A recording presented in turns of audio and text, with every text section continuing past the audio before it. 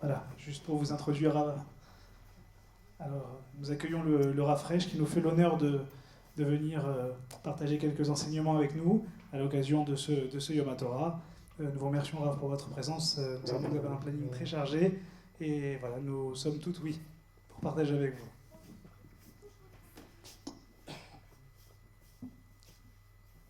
Donc d'abord, je tiens à remercier le Rav de la Kehila, le Maradéatra et tout le comité de m'avoir fait l'honneur de venir participer à votre Yom HaTorah. Je sais que ce n'est pas évident de réunir beaucoup de monde dans cette période, mais c'est vrai que le chizouk ne nécessite pas qu'il y ait beaucoup de monde. L'essentiel, c'est que un peu de lumière, ça peut éclairer beaucoup de monde.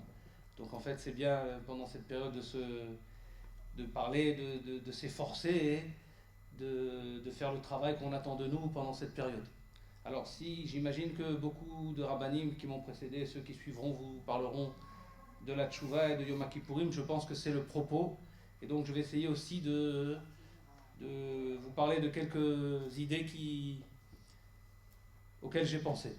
Alors, un sujet dont je parle souvent dans cette période, c'est la célèbre question que pose un Gaon Israël qui s'appelle Rav Israël Salanter. Rav Israël Salanter pose la question suivante. On est dans la période de la Seret Metchouva, donc on parle beaucoup de Tchouva. Et Rav Israël Salanter pose la question suivante. Il fait référence à un épisode historique qu'on voit dans le Sefer Yechezkiel. Yechezkiel, vous savez, c'est un Navi, c'est un prophète qui a vécu à l'époque de la destruction du premier Beth Amikdash. Et dans Yechezkiel, qui est un long Sefer dans le Navi, il est mentionné à un endroit où il apostrophe beaucoup le Bnei Israël pour qu'ils fassent tchouva. Et dans le Perek Lamed Gimel, il est noté là-bas que Akadosh Baruch Hu s'adresse à Yechezkiel et lui dit pourquoi est-ce qu'ils ne veulent pas faire tchouva? Pourquoi est-ce qu'ils ne veulent pas faire tchouva? Et alors la réponse est étonnante. La réponse de Yechezkiel est étonnante. Et il dit à Akadosh Baruch Hu, ils ne veulent pas faire tchouva parce qu'ils n'y croient pas. Ils disent comment on va faire tchouva? Ma betsa, quand on va faire tchouva, on n'y arrivera pas, on ne peut plus rien faire, on ne peut pas faire tchouva. Ça, c'est la réponse qu'il donne. Et alors, à ce moment-là, Akadosh Baruch Hu dit c'est la phrase Shuv banim, shuv evim, vous pouvez revenir à la Torah. Non, on peut faire tchouva, on peut, oui, s'engager dans la tchouva, revenez. Une sorte de discussion étonnante qui est marquée dans le Navi. D'un côté, on leur dit il faut revenir à Akadosh Baruch Hu, et eux ils disent non, on ne peut pas revenir, c'est pas la peine, c'est impossible. Et Akadosh Baruch Hu leur dit si, vous pouvez revenir. Alors, Rav Israël Salanter pose la question suivante. Il dit ces gens à l'époque de Yechezkiel ont connu le Beth Amikdash. Or, nous savons qu'à l'époque du Beth Amikdash, il y avait la sainteté, il y avait les miracles qu'on voyait tous les jours. 10 miracles par jour au Beth Amikdash. Certes, il a été détruit, mais ils ont vu la grandeur de ce que c'est la Gdusha. Et lorsqu'on parlait de se rapprocher d'Akadosh Baruch Hu, qu'est-ce qu'il disait? Il disait c'est impossible. C'est impossible. Alors demande Rav Israël Salanter, comment ça se fait que nous, qui n'avons pas le Beth Amikdash, on est loin de tout, on vit dans un monde qui, somme toute, n'est pas de ceux qui poussent à croire en Dieu.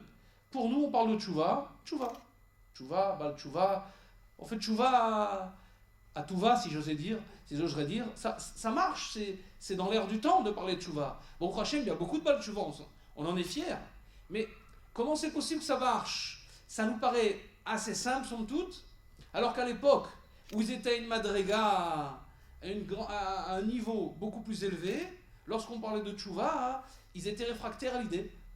Pourquoi nous qui sommes dans un monde qui est profondément matérialiste, profondément ancré dans l'athéisme, on nous parle de tchouva, allons-y. Et quand on leur parlait à eux, c'était pas possible, non, c'est pas possible. Et il a fallu qu'Akadosh Baruch Hu leur dise croyez, vous savez, vous pouvez oui faire tchouva, on peut revenir sur la vérote qu'on a fait. Comment ça se fait? Pourquoi pour nous c'est si simple? Comme ça demande Rav Israël Salanter. C'est une question en vérité qui nous fait réfléchir. On est dans la sérénité toujours, on fait tchouva. Tchouva, il y a une manière de faire, il y a des halachot de faire. Et pourquoi pour certains c'est impossible et pour nous ça paraît bon, à portée de main? Où est le problème? Alors Rav Israël Salanter, je vous rappelle, Rav Israël Salanter a vécu à la fin du siècle dernier, maintenant, dans les années 1890. Donc il est mort en France. Il était en France, ça interdit cette célèbre phrase. C'est à Paris qu'il y a le plus d'Irat Shamaim. Vous avez déjà entendu cette phrase. C'est la ville au monde où il y a le plus d'Irat Shamaim, il disait Paris, à l'époque.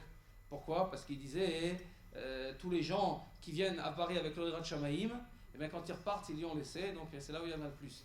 Ils ont abandonné le Irat Shamaim. C'est-à-dire Paris, ça représentait l'idée. Alors dans notre Paris, à une époque, dans les années 70-80, on avait la yeshiva d'Épinay, on devait la déplacer à Paris. Donc il y avait une grande chéla qui s'était posée, est-ce qu'on peut la mettre dans le 9e arrondissement, à côté des Folies Bergères? Une question intéressante, est-ce qu'on peut mettre une yeshiva pas loin des Folies Bergères? C'est pour dire le genre de chélote qu'on a à Paris. C'est-à-dire, pas... À l'époque, le Stapler avait dit, si les Parisiens sont capables d'étudier malgré les Folies Bergères, on peut mettre à côté des Folies Bergères. Toujours est-il que la question est, malgré l'environnement dans lequel nous vivons, eh bien, somme toute, la tchouva ne nous paraît pas étonnante. Pourquoi elle paraît étonnante à l'époque de Yecheskel HaNavi? Eh bien, en vérité, si vous avez bien compris la question, si on a bien exprimé la question, dans la question est contenue la réponse. C'est-à-dire, pourquoi est-ce qu'à l'époque, ils ne pensaient pas que c'est possible de faire tchouva? Et pourquoi, pour nous, ça paraît assez facile de faire tchouva? La réponse est assez simple. C'est parce qu'en fait, pour eux, faire tchouva, c'était quelque chose qui paraissait impossible parce qu'ils étaient conscients de ce que ça veut dire faire une avéra. Lorsqu'on voit à Kadosh Baruch Hu le Beth Amikdash, alors faire tchouva, c'est pas si simple que ça. Pourquoi nous, ça paraît somme toute pas si difficile que ça de faire tchouva? C'est parce qu'en fin de compte, on ne se rend pas compte la avéra, forcément, qu'on a produit. Je vous donne un exemple simple. C'est quoi faire tchouva? C'est regretter la bêtise ou la avéra qu'on a fait. C'est ça faire tchouva. Alors il y a des manières de s'y prendre, certes, mais c'est ça au fond. Alors prenons un exemple simple. Quelqu'un va avoir la bonté, la gentillesse de me prêter sa voiture. Moi d'ailleurs j'aime bien qu'on me prête la dernière Mercedes modèle 2015 avec toutes les options. Bon, je vais me faire un petit tour en voiture, et puis bon, j'ai pas fait attention, boum, j'ai cassé une porte, une vitre, un pare-brise, je rentre, je lui ramène sa voiture, je lui dis écoute, je suis désolé, Hacham nous, bagad nous. C'est bon? J'ai fait tchouva? À bientôt. Qu'est-ce qu'il va me dire? Il va me dire attends, sois sérieux, t'as vu ce que tu as cassé? Une voiture qui vaut bas mot 70 000 euros, tu me la ramènes? Je dis ça va, du calme. Tchouva, je ne referai plus. Je recommencerai plus, je te promets l'année prochaine, je ne recommencerai plus. Si tu veux, je peux même faire Hachem, et les Yud Gimel Midot, et je peux les faire 3 ou 4 fois si ça te va. Ça va? Qu'est-ce qu'il va me dire? Il va me dire, c'est pas sérieux, tu as cassé quelque chose, il faut assumer ce que tu as cassé. Pourquoi nous, c'est tellement simple, lorsque, allez, nous, on a été Mechalel Shabbat, ou on a mangé quelque chose de pas sérieux, pourquoi pour nous c'est tellement simple de se taper sur la poitrine et de se dire les choses sont effacées? Pourquoi c'est simplement simple? Parce qu'on n'a pas l'impression d'avoir cassé quoi que ce soit. Et lorsqu'on n'a pas l'impression d'avoir cassé quelque chose, alors, bon, de toute façon, qu'est-ce qu'on a cassé? C'est pas si grave. Et puisque c'est pas si grave, alors on peut faire tchouva aussi rapidement que ce qu'on en a cassé. Mais à l'époque de Yecheskel, ils avaient une autre vision des choses. Ils avaient une autre vision, et cette autre vision était de se dire, une avéra, c'est vraiment casser quelque chose. C'est vraiment produire quelque chose. Alors, on va dire à quelqu'un, et mechalel Shabbat, allez-nous, il ne faut pas porter. Il ne faut pas porter le Shabbat. Oh, j'ai pris mon mouchoir, j'ai porté, qu'est-ce qui s'est passé? Qu'est-ce que j'ai fait de grave? Je ne recommencerai plus. On n'a pas de notion, qu'est-ce que peut produire un Chilul Shabbat? En fait, on n'a pas de notion de ce que produit une avéra, quelle que soit l'avéra que l'on puisse produire. On n'a pas de notion parce qu'on ne se rend pas compte de l'impact des mitzvot que nous faisons et de l'impact des averot, que nous transgressons.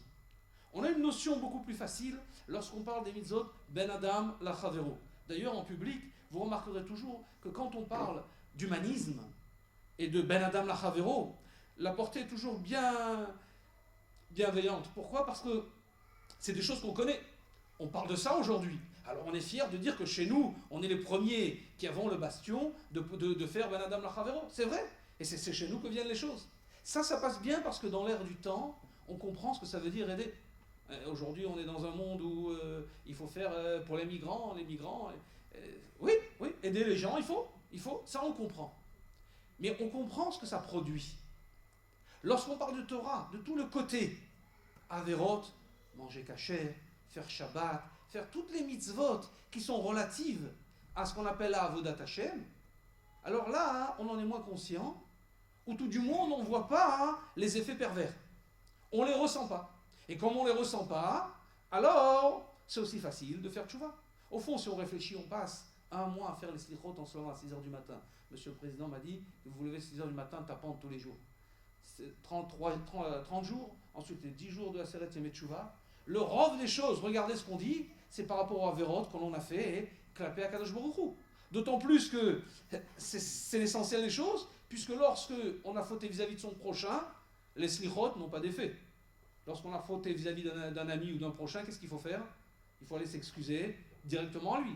Donc en fin de compte, on passe 40 jours entre Rosh Chodesh Elul et Yom Kippourim à faire tchouva, à faire des slichot, sur quelque chose dont au fond, on ne perçoit pas la gravité.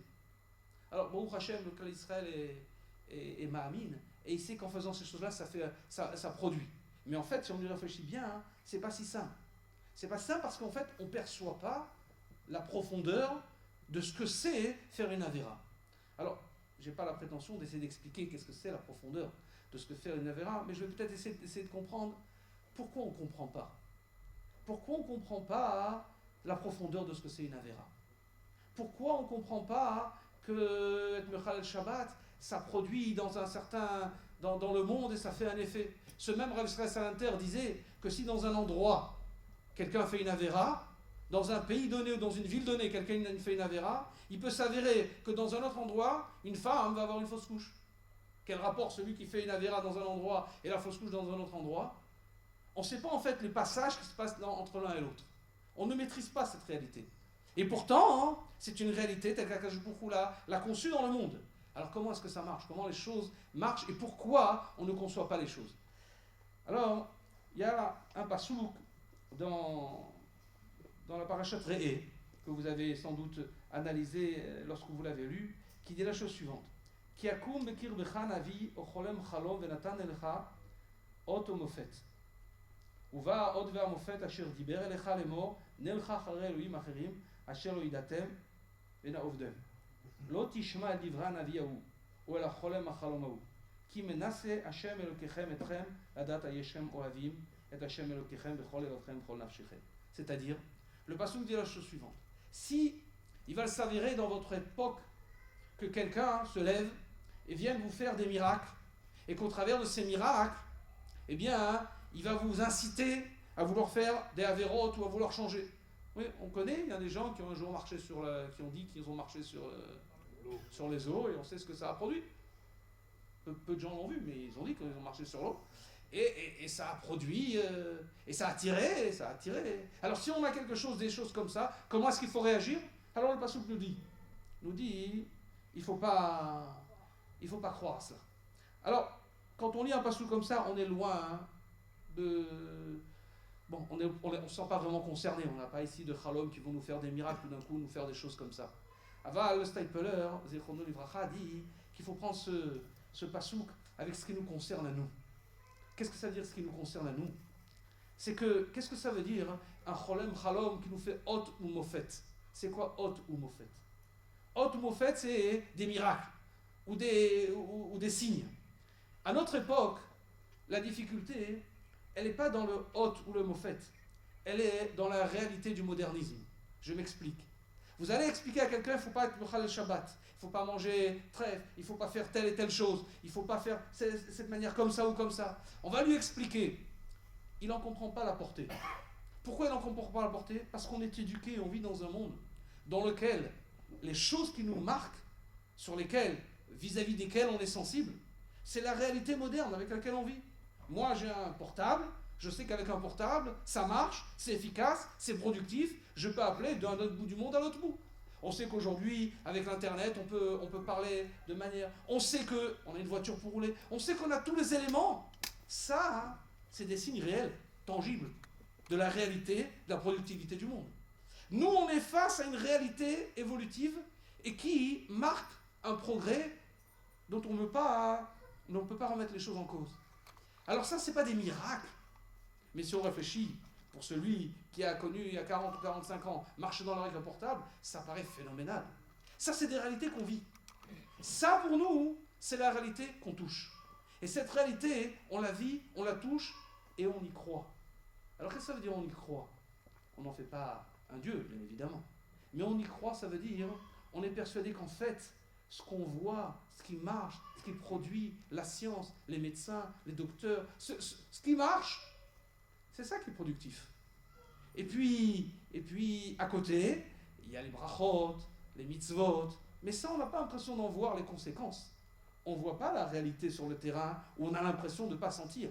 Donc quand on dit à quelqu'un, à quoi on est habitué? À quoi est-ce qu'on est habitué? Par rapport à quoi on se réfère? On se réfère aux mitzvot dont on voit la portée, ou on se réfère à la réalité sur le terrain dont on voit la réalité, l'efficacité? Il n'y a pas de doute. Il n'y a pas de doute que c'est cette efficacité qui nous marque, avec laquelle on vit. À l'époque du Beth Amikdash, il rentrait au Beth Amikdash et il voyait que la nature, elle était pas comme on peut l'imaginer. Il voyait que les navis disaient les Nevim, les prophètes disaient des choses, et ça répondait à d'autres critères, d'autres évolutions de le monde. On voyait les choses, on voyait l'effet des mitzvot, on voyait l'effet des averot, on voyait l'effet des paroles d'Akadosh Baruch Hu. Aujourd'hui, on est comme on l'a dit dans cette paracha, de Esther Panim, c'est-à-dire on ne ressent pas les choses. Alors on se retrouve face à ce qu'on appelle un isayon, c'est-à-dire la réalité tangible, c'est celle qui marche. Celle à laquelle nous croyons profondément, on ne la sent pas marcher, on ne la voit pas marcher. D'autant plus qu'on est dans un monde où c'est de plus en plus dur. Et malgré tout, on est marmine besée. Et plus on est marmine besée, plus on croit à cela, plus on développe la compréhension de ce que sont les mitzvot. Et là, on voit Akadosh Baruch Hu. Mais on est confronté à ça. Alors on nous dit le pasouk, si tu vois un cholem, navi, quelque chose qui te fait, ne crois pas à ça. Ça paraît peut-être anodin ce que je suis en train de vous dire, mais des générations entières ont été influencées par l'évolution, par la science. Aujourd'hui encore, combien de gens vont nous dire, écoutez, vous êtes ringard avec votre religion, vous ne voyez pas où on en est, on va nous taxer de manque de progrès, de retardataire, alors que le monde évolue.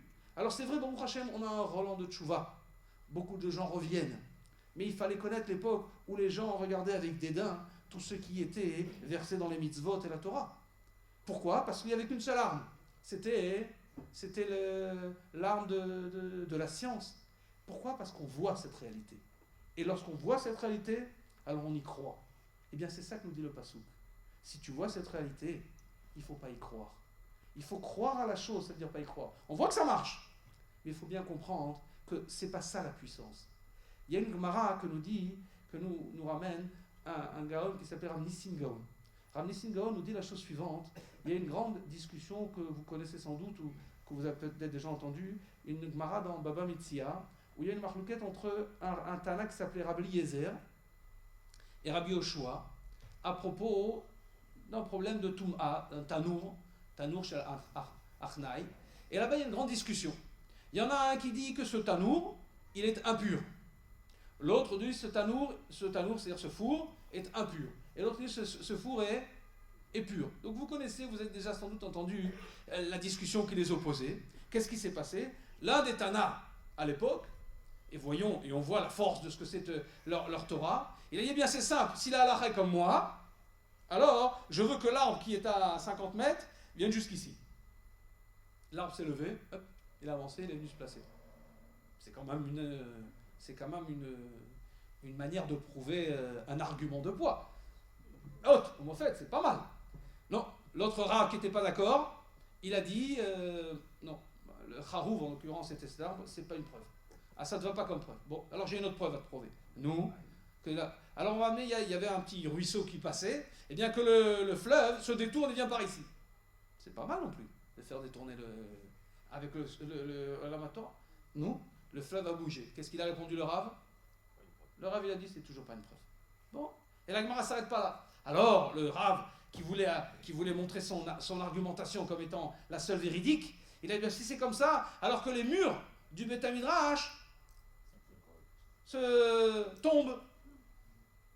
Et les murs ont commencé à... Imaginez, là, on est en train de parler de Torah, que les murs vous montraient que c'est un mètre, qui commence à se baisser. Ça marche pas avec moi, mais avec lui, ça marchait. Ils ont commencé à se baisser. Et l'autre Rav, qu'est-ce qu'il a dit? Il a dit, je veux pas qu'ils se baissent. Non. Alors les murs, ils ne savaient plus qu'à trop faire. Donc ils ont commencé à se baisser, mais... Bon, alors ils sont restés penchés. Nous, on connaît la tour de Pise. Mais là, il y avait les Métamidrash et la Gemara dit, ils sont encore penchés. Enfin, je ne sais pas où ils sont encore. Ils sont restés penchés. Tombés, ils n'ont pas, parce que c'est honteux pour l'autre. Restés debout. Donc les murs sont tombés. Alors imaginez déjà, avec le Korah Torah, ce que ça peut prouver, on le voyait. Mais la Gemara va plus loin. Alors après cette discussion, alors la Gemara dit la chose suivante. Tout d'un coup, il y a une bat-kol qui est sortie. Bat-kol, ça veut dire, il y a une voix divine qui est sortie. Et la voix divine a dit, qu'est-ce que vous avez à discuter l'opinion du premier qui parlait à chaque fois, Rabbi Eliezer? Pourquoi vous discutez l'opinion de Rabbi Eliezer? Sha'alacha kemoto bekol makom. La halacha, elle est comme lui. La halacha est comme lui. Comme ça, il y a une bat-kol qui est sortie. Alors l'autre Rav, celui qui a empêché le mur de tomber, celui qui a dit que je m'en fiche de l'eau, il a réagi, il s'est levé, et il a dit Lo bashameim i. Ça veut dire la Torah, Lo bashameim, elle n'est pas dans le ciel.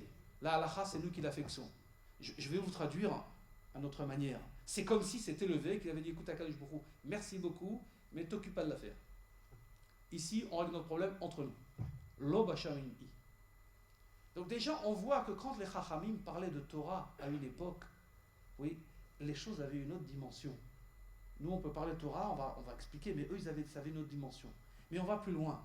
Alors ce Rav Nissim Gaon dit la chose suivante. Bon, d'accord, il a dit Lo Bashameim I, mais on a quand même entendu Akadosh Baruch Hu parler. Et il a dit la halacha, elle est comme Rabbi Eliezer. La halacha, elle est comme Rabbi Eliezer. Nous, qu'est-ce que tu fais de cette bat-kol? Il s'est quand même mêlé à Akadosh Baruch Hu, tu dis, mais il s'est quand même mêlé. Il s'est quand même mêlé. Alors il dit cette phrase extraordinaire à Nissim Gaon. Il dit c'est vrai, il s'est mêlé. Alors pourquoi il s'est mêlé? Ben, je vais vous dire pourquoi il s'est mêlé, dit-il.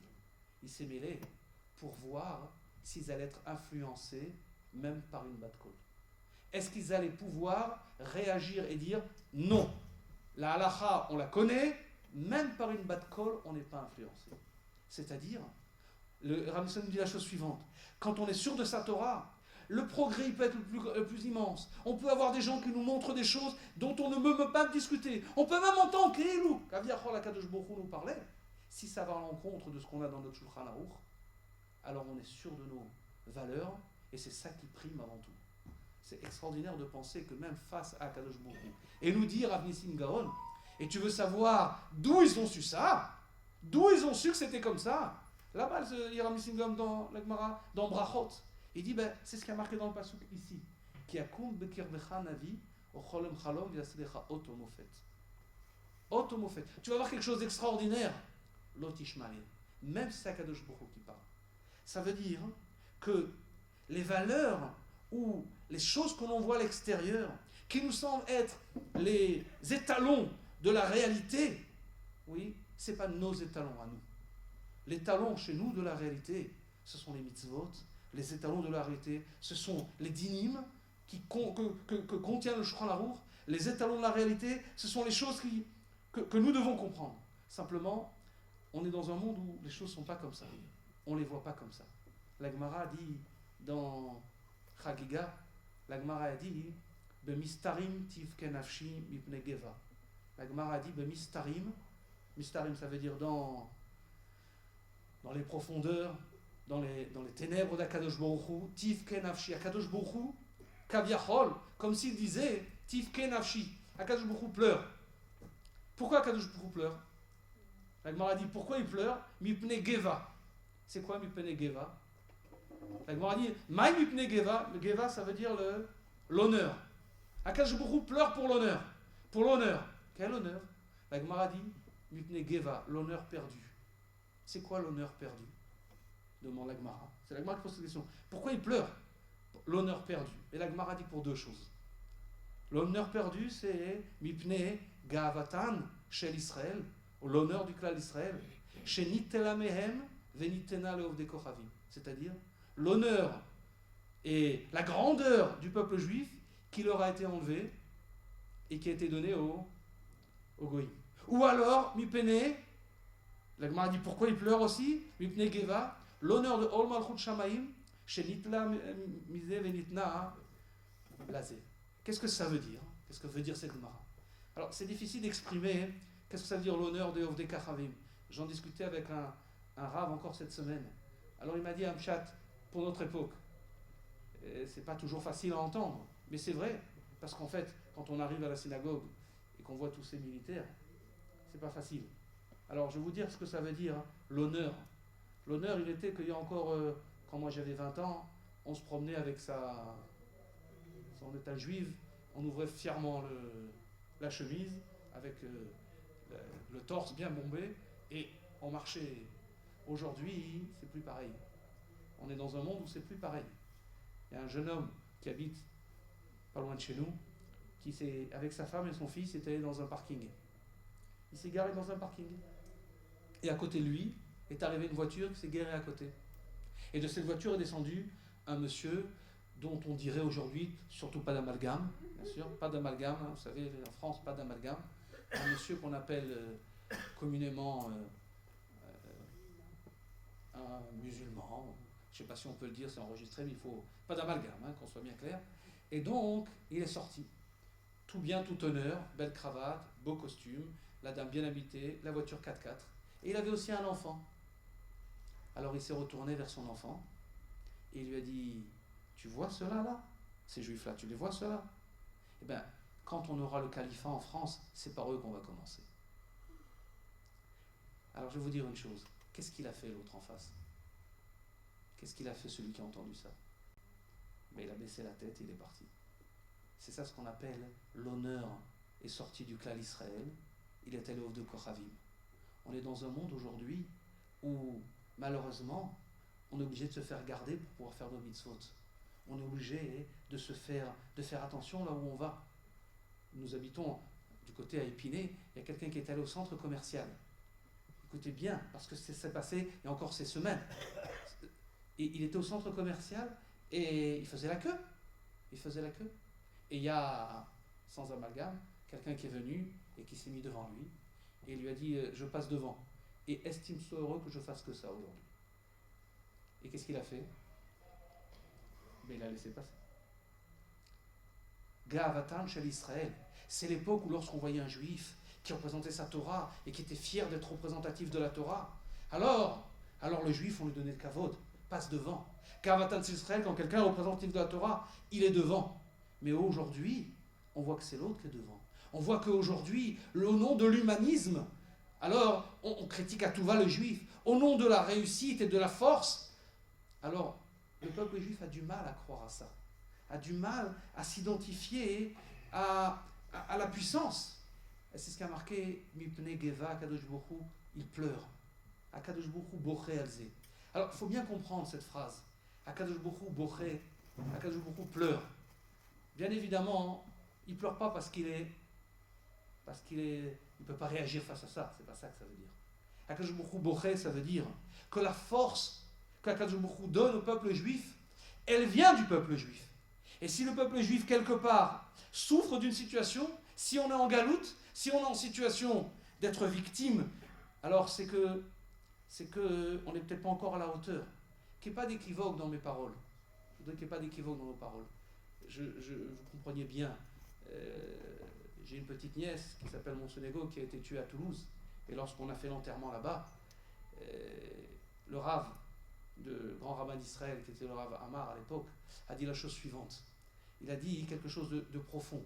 Il a dit, nous juifs, nous faisons les tachanonim, nous faisons les slichot, nous faisons Aseret Yemei Teshuvah, nous faisons une introspection continuelle sur nos actes. Nous faisons toujours un compte du fait qu'on est fautif de quelque chose. Mais on ne se trompe pas. Eux aussi, ceux qui nous font, ils prendront des coups. Et on sait qu'on est fort et qu'on n'a pas peur de leur rendre les coups qu'ils devront prendre. Nous, on a toujours deux facettes. Notre analyse personnelle et la réalité du terrain, que ceux qui nous ont fait du mal et ceux qui veulent du mal, oui, ils le prendront. Je ne sais pas d'où ça vient. C'est un ballon. Ce que je veux dire par là, c'est qu'on ne se trompe pas, on n'est pas en train de faire simplement de la construction personnelle, toujours dire c'est nous, on est fautif de tout, et on a... Non, on est clair. Le peuple juif est clair. Il est clair que les Réchaïm devront prendre ce qu'ils ont et ils devront prendre et on sera fort pour les battre. Mais d'un autre côté, on a notre compte personnel vis-à-vis d'Akadosh Baruch Hu. Et c'est toujours dans ces périodes-là de la Seret Yom Teshuvah, c'est ce côté-là que nous regardons entre nous. Vis-à-vis du goy, vis-à-vis des autorités, on va se montrer fort et pertinent et demandeur et réclamant. Et oui, là on est entre nous, on est par rapport à notre avoda personnel. Et quand on est vis-à-vis de nous, on est en train de se demander où est-ce qu'on doit travailler, où est-ce qu'on doit faire les choses. On voit que les Chachamim, lorsqu'ils nous disent pourquoi le Beit HaMikdash a été détruit, qu'est-ce qu'ils disent les Chachamim? Moi je vais vous dire pourquoi il a été détruit. Parce que les Romains, ils sont venus, ils ont détruit le Beit HaMikdash. Mais les Chachamim, lorsqu'ils disent pourquoi il a été détruit, qu'est-ce qu'ils nous disent? Ils nous disent parce qu'on a fauté. Mais il y a toujours deux pans. Et ceux qui ont fait fauter, ceux qui ont détruit, ils ont pris, les Romains ont disparu, la civilisation romaine a disparu. Les Grecs ont disparu, tous ceux qui ont fait, ils ont fini par disparaître. Eux, ils ont eu ce qu'ils auront, ils auront ce qu'ils auront. Akadosh Baruch Hu donnera ce qu'il faudra quand il faudra. Mais nous, on doit donner une arme par rapport à ce qu'on veut. Et cette arme, c'est l'analyse personnelle de ce que nous devons être. Il n'y a pas d'équivoque dans ce qu'on dit. Nous, on est en train d'analyser à Seret Metchouva, le juif dans la synagogue, il fait son introspection personnelle. Mais il sait que la réalité vis-à-vis de l'autre, elle est de se montrer. Ah, ils font des boycotts, on les connaît ces boycotts. Alors on va se battre contre ça. Mais entre nous, on doit se dire pourquoi on en est là. Nous, on est entre nous de se demander pourquoi on en est là. Et quand on est à Seret Metchouva, on doit se dire pourquoi Kadosh Baruch Hu boché dans le matzav dans lequel on est, dans la situation dans laquelle on est. Qu'est-ce qu'il faut faire pour pouvoir se prendre en force? Alors, c'est étonnant parce que la suite du Passouk le dit aussi. La suite du Passouk dit la chose suivante. Elle dit, si tu vois des choses extraordinaires vis-à-vis desquelles tu te sens impuissant, il ne faut pas croire qu'il y a de la puissance là-bas. La puissance, elle est chez nous. À condition de bien voir les choses, de bien regarder les choses, de mettre les choses à leur place, de comprendre que une Avera, ça a fait tellement d'effets dans les Shamaïm que c'est beaucoup plus important que toutes les recommandations qu'on peut avoir vis-à-vis des autorités pour se défendre. On aura beaucoup plus de puissance si plus de juifs sont Shomer Shabbat. On aura plus de puissance si beaucoup de juifs sont Shomer Mitzvot. On aura plus de puissance si nos enfants, on les éduque dans la Torah et dans le Derech HaEmet. Cette puissance que nous réclamons et avec laquelle nous voulons lutter, c'est nous qui l'avons dans les mains. À ce moment-là, on pourra la donner. Il y a marqué dans le Passouk quelque chose d'extraordinaire. Il y a marqué si on voit des choses vis-à-vis desquelles on se sent impuissant et qui nous donneront à penser qu'il y a des forces qu'on ne maîtrise pas et qui vont nous faire hésiter sur notre Emouna. Emouna, c'est ça ce que ça veut dire. On se demande, à Kadosh Baruch Hu, il se passe des choses comment comprendre? Notre Emouna est... Alors il y a marqué dans le Passouk, la phrase suivante, l'otishma la navi, on l'a lu tout à l'heure, haou acholem acholem haou, qui menaçait Akadosh Baruch Hu te met à l'épreuve. Elokechem, etrem. Mais la phrase qui suit est la suivante. La da'at ayeshrem ohavim et Hashem Elokechem bechol levavchem. Lorsqu'on dit à quelqu'un, est-ce que tu crois en Dieu? Est-ce que tu crois en la puissance d'Akadosh Baruch Hu? Est-ce que tu crois en le fait que ce qui se passe est dans sa main? Tu y crois ou tu y crois pas? Quelle réponse va être? Je crois ou je crois pas? Ou j'hésite? Qu'est-ce que nous dit le Passouk? C'est quoi la réponse? C'est pas je crois ou je crois pas. C'est quoi? C'est j'aime ou j'aime pas. J'aime Akadosh Baruch Hu, j'ai un amour, j'ai un élan d'amour pour Akadosh Baruch Hu, ou j'ai pas un élan d'amour? Ça veut rien dire. Prenons quelqu'un qui vous dit tu crois en Dieu ou tu es athée. Il va vous dire prouve-le-moi, montre-moi qu'il y a une réalité, montre-moi que scientifiquement qu'il existe. On va lui répondre oui, mais est-ce que tu l'aimes? Qu'est-ce que tu veux? Est-ce que je l'aime? Réponds à la question par la réponse adaptée, mais ne fais pas de diversion. Et pourtant, c'est ce que nous dit le Passouk. Ça veut dire en vérité la vraie force du peuple juif, elle n'est pas dans, ou alors plutôt, la croyance du peuple juif, elle n'est pas dans ce qu'il a dans la tête. La croyance du peuple juif, elle est ce qu'il a dans le cœur. Comment le peuple juif s'est formé pour être capable de se battre face aux plus grandes difficultés. Vous savez, il y a un chassid qui s'appelle le Yabetz, chassid de Yabetz on l'appelle, qui a vécu à l'époque de l'Inquisition. L'Inquisition, on connaît malheureusement les éléments historiques. Et il dit la chose suivante, à l'époque de l'Inquisition, les Juifs allaient au bûcher, que lorsqu'on leur demandait de se convertir, ou alors ils allaient au bûcher. Et il y en a qui, face à la situation, malheureusement, préféraient se convertir. Il dit, qui c'est qui allait le plus au bûcher? Phrase extonnante. Il a vécu, il raconte, ça veut dire, c'est une vision d'historien, pas forcément de rave avec une vision intellectuelle, non, une vision d'historien. Qu'est-ce que j'ai vu? Il dit la chose, ce que j'ai vu, ceux qui allaient au bûcher, c'était les femmes, et les gens qui étaient ma'amin pshutim.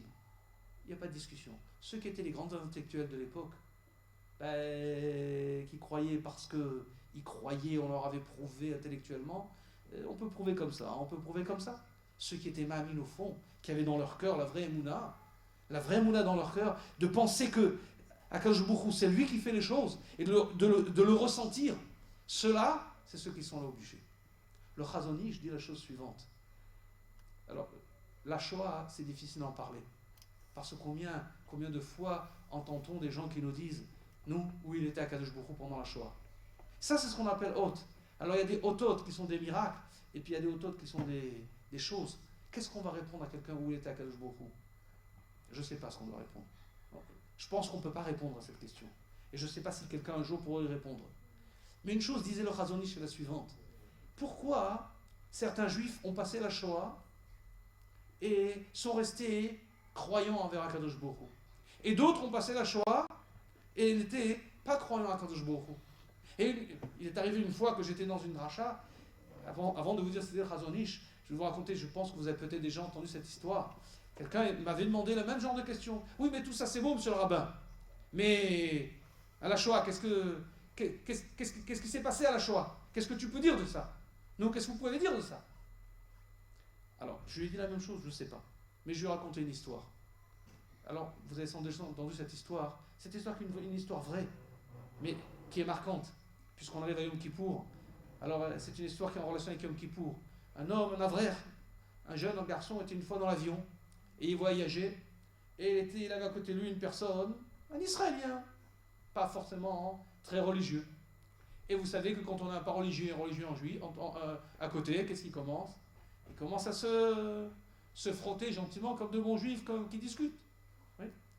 Bon, et l'autre il commence à lui expliquer, et la croyance, le rôle des juifs, le tata. Et l'autre il a fini par lui sortir son argument de poids, la Shoah. Oui, mais tout ce que tu veux avec ta religion, mais la Shoah. Et le bonhomme lui a dit la chose suivante.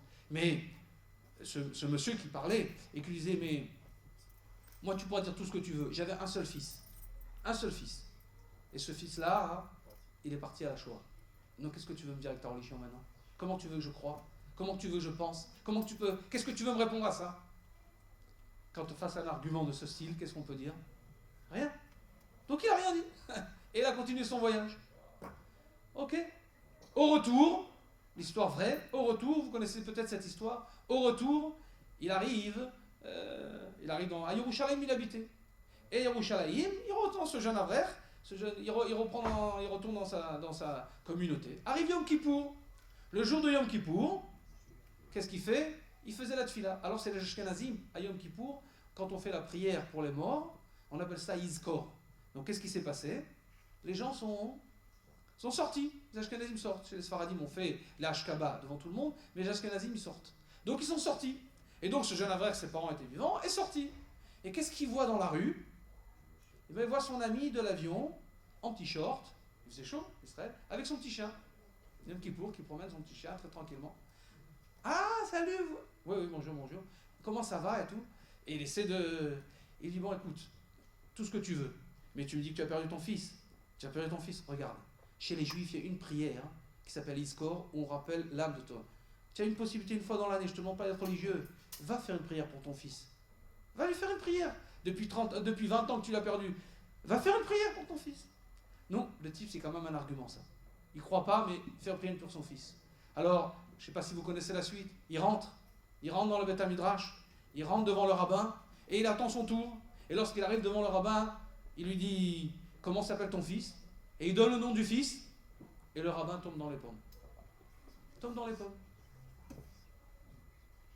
Il donne le nom du fils, le rabbin tombe dans les pommes.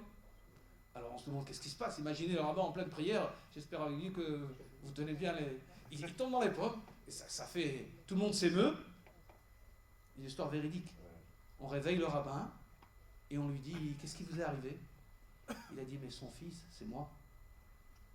Ça fait 20 ans que je fais pour mon père et le père faisait pour son fils. » Alors j'ai dit une chose à ce monsieur qui m'a demandé « Pourquoi la Shoah ?» Je lui ai dit la chose suivante. Quelle différence entre le père et le fils? Alors le fils pensait pendant 30 ans qu'il a perdu son père à la Shoah. Et le fils, pendant 30 ans, était persuadé qu'il avait perdu son père. Et vice-versa. Quelle différence entre les deux? Quelle différence y a-t-il entre les deux? La différence est la suivante. C'est que le fils pensait qu'il avait perdu son père. Il est devenu rabbin. Il a fait la Torah et les mitzvot. Il a construit. Le père n'a rien fait. Quelle est la nuance? La nuance est la suivante. Écoutez bien. Le juif vit avec des questions. Pourquoi la Shoah? Je ne sais pas. C'est des questions. Et ces questions-là, on ne sait pas y répondre. On ne saura peut-être jamais y répondre. Ou elles sont trop dures à répondre. Ou elles sont trop lourdes à porter. Mais ça fait partie des forces avec lesquelles le peuple d'Israël grandit. Et pourquoi il arrive à supporter ça? Et c'est là que disait le Chazon Ish la chose suivante.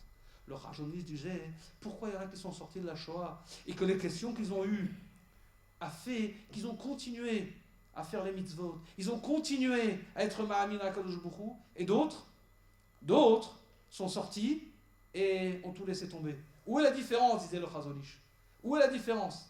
Alors il donnait une image étonnante, mais une image qui veut dire ce qu'elle veut dire. Il disait imaginez 2 tonneaux de vin. Vous avez 2 tonneaux de vin. Et vous goûtez chacun d'entre eux, et c'est du bon vin. Très bon vin. Le deuxième, le même bon vin. Magnifique. Très bon vin. Et puis tout d'un coup, ces 2 tonneaux tombent. Alors on se dépêche pour les remonter, et on les remonte. Et on les relève. Et puis on les regoute. Et puis il y en a un buvable. Et le deuxième, comme il est bon, encore meilleur. Il dit, mais attends, les 2 tonneaux, ils avaient le même goût. Ils avaient le même goût, les 2 tonneaux. Et tout d'un coup, maintenant, il y en a un qui est mauvais, l'autre qui est bon. Chazon Ish dit la suivante. Quand il est tombé, qu'est-ce qui se passe? Le fond, il revient là. Il dit, qu'est-ce qu'il y a au fond d'une personne? Il y en a au fond du tonneau, il y a de la boue. Il y en a au fond du tonneau, il y a du miel. Qu'est-ce qu'il y a au fond? Quand ça tombe, si c'est le miel qui est au fond, le vin devient encore meilleur. Si c'est la boue, quand on le boit, il n'a plus de goût. Il dit, le juif, il est fort parce qu'il est au fond de lui. La émouna chez le juif, elle ne vient pas de ce qu'il voit, de ce qu'on lui montre, de ce qui est fort, de ce qui marche, de ce qui se produit. Non, le juif a dans son âme la vraie émouna d'Akadosh Baruch Hu. La émouna, c'est l'amour qu'un juif développe au travers des mitzvot qu'il fait, au travers des tfilot qu'il fait, au travers de l'investissement qu'il fait. C'est vrai qu'on ne comprend pas la force des averot. C'est vrai qu'on ne voit pas la puissance des mitzvot. Mais on développe, pendant 40 jours, quand on se lève à 6 h du matin, on développe un amour d'Akadosh Baruch Hu qui fait qu'on se prépare, même si on ne comprend pas, qu'on ne perçoit pas les choses, on se prépare à se rapprocher d'Akadosh Baruch Hu. Vous savez, vous avez appelé cette journée Yom HaTorah. Yom HaTorah. Il y a un autre jour qui s'appelle Yom HaTorah. Il s'appelle Matan Torah, c'est Shavuot. Et pourtant, lorsque dans les Mefarshim, on nous parle, la Gemara dans Ta'anit, la Mishnah dans Ta'anit, nous dit, à la fin de Ta'anit, dans le 4e Pérec, il y avait 2 grands jours. Et durant ces 2 jours, on dit à propos de Shlomo HaMelech, Yom Simchat Libo, Yom Chatunato, ou Yom Simchat Libo. Il y avait 2 grands jours. 2 grands jours. Yom Chatunato, la Gemara dit, c'est Matan Torah. Et Yom Simchat Libo, c'est le jour où on a construit le Bet Hamikdash. Yom Matan Torah. Nous dit Rashi, à la Makom, Rashi dans la Gemara, Yom Matan Torah, Rashi c'était quand? Rashi dit Yom HaKippurim. Yom HaKippurim? Matan Torah? Non, attendez, il y a une erreur là. Matan Torah, nous on sait c'est quand? Excusez-moi, c'est quand Matan Torah? C'est Shavuot. Rashi non.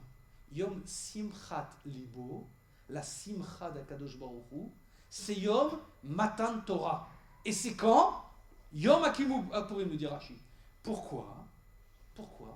Rashi nous dit, parce que c'est ce jour-là que Moshe Rabbeinu est venu et a donné les deuxièmes luchot, a donné les tables de la loi. Parce qu'on connaît bien l'histoire. On les a reçus le 6 Sivan à Shavuot. Ensuite, malheureusement, les Bnei Israël ont fait une faute qui s'appelle le Chet HaEgel. Ensuite, Moshe Rabbeinu est monté, a imploré et a passé du temps jusqu'à qu'il est descendu. Et au bout de 40 jours, il est venu, il a redonné la Torah. Yom Kippour, c'est Yom Kippour parce qu'Akadosh Baruch Hu nous a redonné la Torah malgré nos averot. Yom Simchat Libo, la joie d'Akadosh Baruch Hu, c'est que le peuple juif, il a été capable d'être à la hauteur de recevoir la Torah, de faire la Torah comme il se doit, de prendre la Torah. C'est ça Yom Kippour chez nous. Yom Kippour, c'est dans notre esprit le grand pardon. Mais d'où sort ce principe du grand pardon? D'où ça sort? À quoi il correspond cette date? Pourquoi elle sort à cette date-là? Parce que quand on fait le compte des 40 jours, des 40 jours, des 40 jours, ça tombe. C'est le jour de Yom Kippour. Et puisque ce jour-là, on a donné la Torah, ça veut dire, ce jour-là, le peuple juif, malgré la Avera qu'il a fait, malgré tout ce qu'il a été capable de ne pas être à la hauteur de ce qu'on attendait de lui, Akadosh Baruch Hu a accepté de lui redonner la Torah. Qu'est-ce que ça veut dire?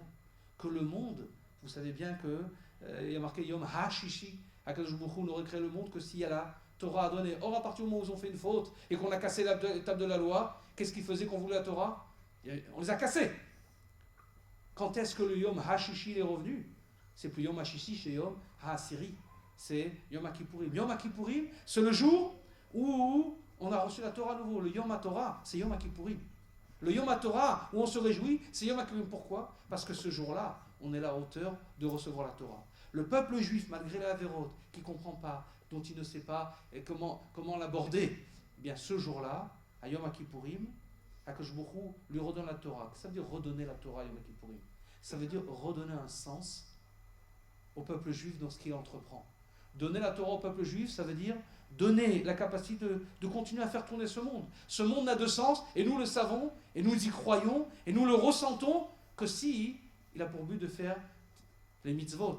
Alors on s'est demandé, qu'est-ce qui est important dans ce monde? Qu'est-ce qu'on voit? Ce qu'on voit, c'est que le peuple juif est capable de passer 40 jours à faire des prières, pour pouvoir qu'on lui dise Salarti Kidvarecha, pour pouvoir être conscient qu'on va lui redonner la Torah et redémarrer malgré les difficultés, malgré les questions, malgré les difficultés de ce qui voit autour de lui. Vous savez, il y a marqué dans le Midrash que Adam Arishon a fauté.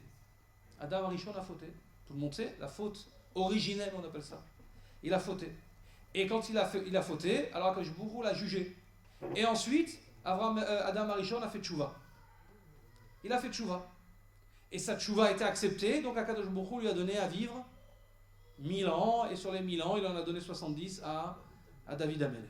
Bien. Il a fait tchouva. Et il a exprimé sa tchouva. Il a exprimé sa tchouva. Et où est-ce qu'il a exprimé sa tchouva? Dans un mizmor. Quel mizmor? C'est quoi le mizmor de la tchouva par excellence qu'a écrit Adam Arishon et qu'a repris David Ameler? C'est quoi ce mizmor? C'est Mizmor Shir Yom HaShabbat. C'est le mizmor au travers duquel David Ameler, Adam Arishon a fait tchouva. Et lorsqu'on lit ce mizmor, lisez-le, à nouveau, on le connaît par cœur. Mizmor Shir Yom HaShabbat Tov Leodot, Lachem, Lezamer, Leshimcha, Elion, Lagid Baboker, Chazdecha, Vemunatra, Balelot, Aleasur, Valenavel, Legion, Bechinor, Anisman.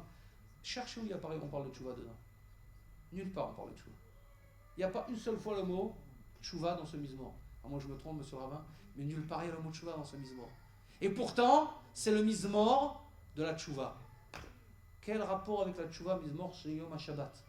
Tov leodot l'Hashem, ou le zamer l'Shimcha Elion, la guide baboker chazdecha, vemunatra belot. Oui, on parle de tchouva. Où on parle de tchouva?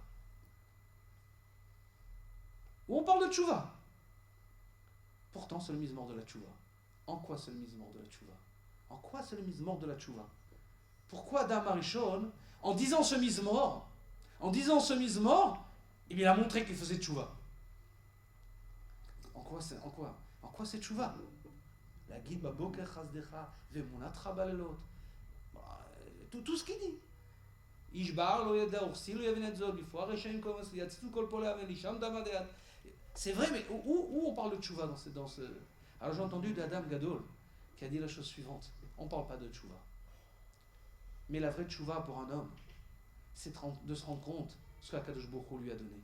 La guide baboker chasdecha et v'munatra balelot. Si un homme il se rend compte, au lieu de se plaindre toujours sur son sort, de ce qu'on lui donne, du monde qu'on lui donne, du rôle qu'il a à jouer, alors c'est là qu'il est capable de faire tchouva.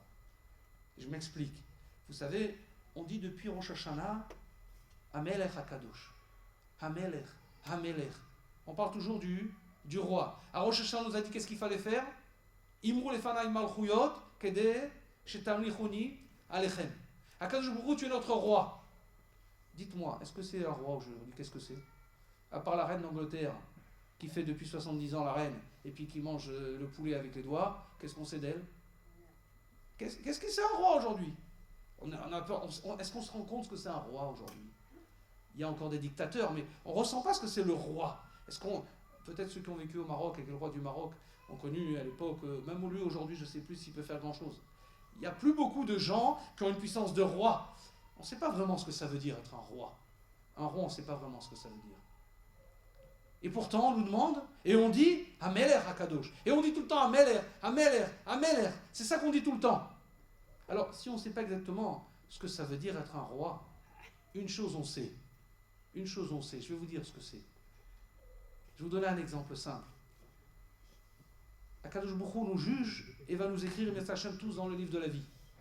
Pour redémarrer l'année suivante, pour qu'on puisse y arriver. Et il est Melech en tant que Melech. Alors, un Melech, il choisit les gens qui l'intéressent, n'est-ce pas? Alors, je vais vous donner un exemple. Qu'est-ce que ça veut dire pour nous ressentir qu'il est Melech? Ça veut dire la chose suivante. Vous recevez quelqu'un chez vous, et vous recevez à la maison. Écoute, je te prête ma maison pour 2-3 jours, tu as des enfants, je m'en vais en voyage, bravo, tu as toute la maison. D'ailleurs, c'est des chélotes. Quelqu'un m'a appelé il n'y a pas longtemps. Bon, des choses qu'on a souvent. On revient. Le frigidaire il est cassé, le porte du four elle est cassé, les nouvelles carrelages qu'on avait mis tout propres sont cassés. Monsieur le rabbin, vous savez, souvent dans une synagogue, il y a des choses qui sont cassées. Alors vous dites au monsieur, qu'est-ce qui s'est passé? Pourquoi c'est cassé? Qu'est-ce qu'il vous répond? Bah, j'ai des enfants, les enfants, hein, tu sais, c'est pas grave les enfants, c'est que des enfants. Oui, c'est des enfants, c'est vrai, mais c'est ma maison. C'est quand même dommage que... La même chose, je prête la voiture à quelqu'un, et puis ses enfants me rendent la voiture toute abîmée. Qu'est-ce qui revient? Je dis, nous, pourquoi tu as mis la voiture? Ah, c'est les enfants, ils jouaient au ballon. Ils n'avaient pas de ballon, donc ils prenaient une pierre, ils se la lançaient. Ils sont bien amusés. Je suis désolé, mais c'est des enfants, c'est pas grave. Est-ce que vous lui reprêtez la voiture? Est-ce que vous lui reprêtez la maison? On ne lui reprête pas. On ne lui reprête pas. Pourquoi on ne le reprête pas? Parce que je ne confie pas ma voiture à quelqu'un qui me l'abîme. Je ne confie pas ma maison à quelqu'un qui me l'abîme. Alors HaKadosh Baruch Hu, il ne confie pas son monde à quelqu'un qui lui abîme. Si quelqu'un va être écrit dans le livre de la vie, il faut qu'il mérite qu'on soit intéressé de le prendre. Le Melech, il est là pour choisir. Vous me dites si je dépasse l'heure. Oui, je vois que j'ai dépassé l'heure. Alors je vais terminer là-dessus. Le Melech est là pour choisir celui avec qui il va travailler. Et on est toujours intéressé de prendre ceux avec qui on va travailler, ceux dont on pense qu'ils ne vont pas nous abîmer nos affaires. Les affaires d'Akadosh Baruch Hu, c'est le monde qu'il a donné. Yom Simchat Libo de Yom Kippourim. Il a donné ce monde. Je vous redonne la Torah malgré vos avérotes. Mais attention, ne me dites pas c'est les enfants. Ne me dites pas c'est pas de ma faute. Vous êtes intéressé à ce que je vous reçoive à la maison. Alors faites ce qu'il faut pour ça. Qu'Akadosh Baruch Hu fasse, que nous fassions tous ça, et comment on prend sur nous de faire, et qu'ils nous écrivent tous sur le livre de la vie. Amen.